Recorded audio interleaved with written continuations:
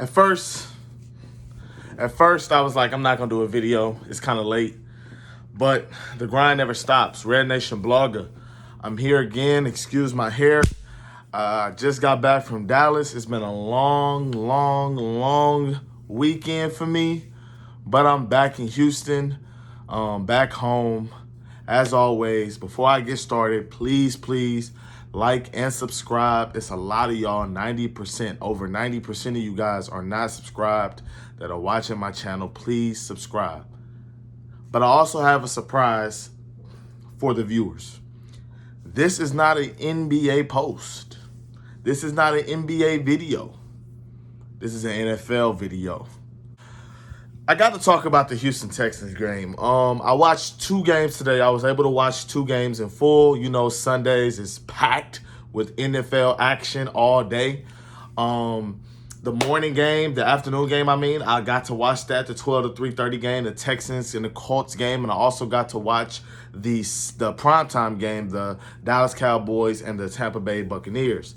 Starting with the Houston Texans, man, the game started off slow for the offense. The defense was ready to play the entire game outside of the fourth quarter. The offense was hot second quarter, third quarter. Built a 17-point lead. Texans had 14 points off of turnovers alone.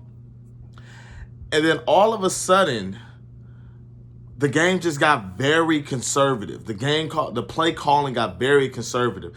Davis Mills was on fire. I think he had completed like 9 or 10 straight passes. Then he got sacked. He got hit with a strip fumble. A sack fumble, and then after that, the momentum shifted. I believe Indy went down and they got a field goal. And from there, the Texans just never, ever recovered. They never, ever sustained that offensive momentum that they had built up from the second and the third quarter. And it's very frustrating as a fan when you see like in football, when you can just tell. The whole game I was watching, I was just telling myself, they don't have a big enough lead. They don't have a big enough lead. They need to put more points on the board. And it was a play on 3rd and 3 where Davis Mills went to Brandon Cooks. The ball went out of bounds, and the Texans had punted that drive. I thought that maybe they could have got a field goal to maybe push that lead up at that point. I believe it would have been 23 to 3 or 23 to 6. I'm not sure. But I believe that they could have built that lead and tried to go for go for a field goal. And they didn't do it. They punted it and pinned the Colts inside their own 20. But the thing that's very confusing to me about football and the mentality about football is how it seems like coaches don't sense the momentum shift. It seems like coaches don't have a recollection of what's going on in the game. You know, sometimes they get overly conservative. I thought that once the Texans had built a lead, they tried to chew the clock out with the third quarter, like most of the third quarter left to play. And that's just not how you play winning football. I call that Gary Kubiaking. Gary Kubiak was the master of that when he was the Texans head coach. He would get a lead and he would just try to run the ball, 3 and out. And then eventually the team would come back. I used to pray on Sundays that the game would stay close enough so that our play calling could stay aggressive enough. And another thing, Texas did this in the Alabama game. And the Texans did this today. And football in general, they do this.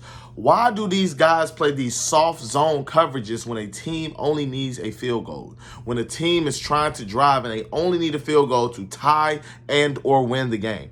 Why are teams consistently giving up 8, 6, 7 chunk plays? Player can go out of bounds. Player can go out of bounds. Player can go. They just give them the sideline. It's very, very weird. I'm like, just play how you've been playing.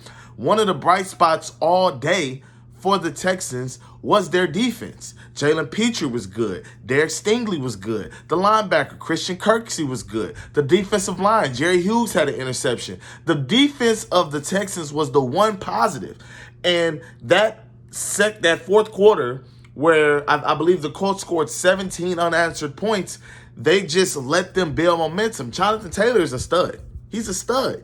And it just seemed like the Texans defense and the play calling, as conservative as it was, it's just like they wanted them to get back in the game. They wanted to let them back in that game. It was just very, very weird. Fast forward, Colts go down, they tie the game, as we all knew that they would because momentum was on their side. We go to overtime. Texans win the toss, and then penalty after penalty after penalty to kill offensive drives. Illegal shifts. I think they had 2 or 3 illegal shifts today. False starts at home, multiple in overtime. Maybe it was fatigue. I don't know, but you're at home. That's unacceptable. Davis Mills, like I said, was sharp. Then he got the straps, the sack fumble, and it's like he never recovered. His accuracy was gone. It was like his timing was gone. He had happy feet in the pocket after just being so comfortable and just methodical and just ripping the Colts defense apart. It was just like it all unraveled. It all unraveled. And what was it? What was up with Rex Burkhead playing so much today? All throughout training camp, all throughout preseason, the Texans are saving Dameon Pierce. Dameon Pierce is a stud. Dameon Pierce this. Dameon Pierce that. And you barely used him today. You had Rex Burkhead out there like he was LaDainian Tomlinson and Adrian Peterson. What are you doing? Rex Burkhead is not that guy. When has he ever been that guy for this to be what we're doing? When has he ever been that guy? When has he ever showcased that he is that guy? Third down running back situationally, I can understand. The Texans were using him like he was RB1. They were using him like he was RB1. I've never seen nothing like it. I was very confused. I don't know if Dameon Pierce missed a block, if he was late to practice, if he was late to roll. Whatever happened, did he not warm up right? It was just very, very weird. The play call that they had on 3rd and 1, when they needed a yard to potentially get into more field goal range and continue to drive, they give it to Rex Burkhead. Of course, he gets tackled behind the line of scrimmage, loss of 2.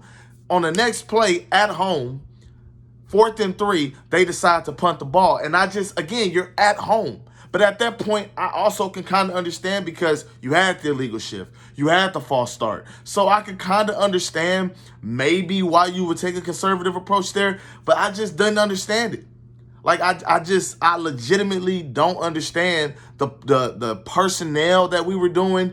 That was just so egregious. Oh, well, they tied, they didn't lose. Yeah, but only winners get wings, man.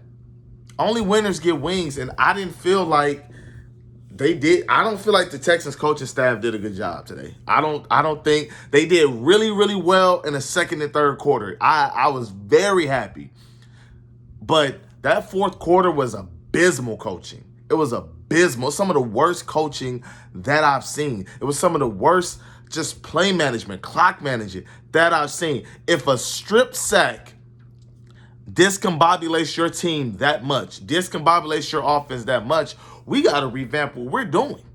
We have to revamp what we're doing. The Colts defense is not that good.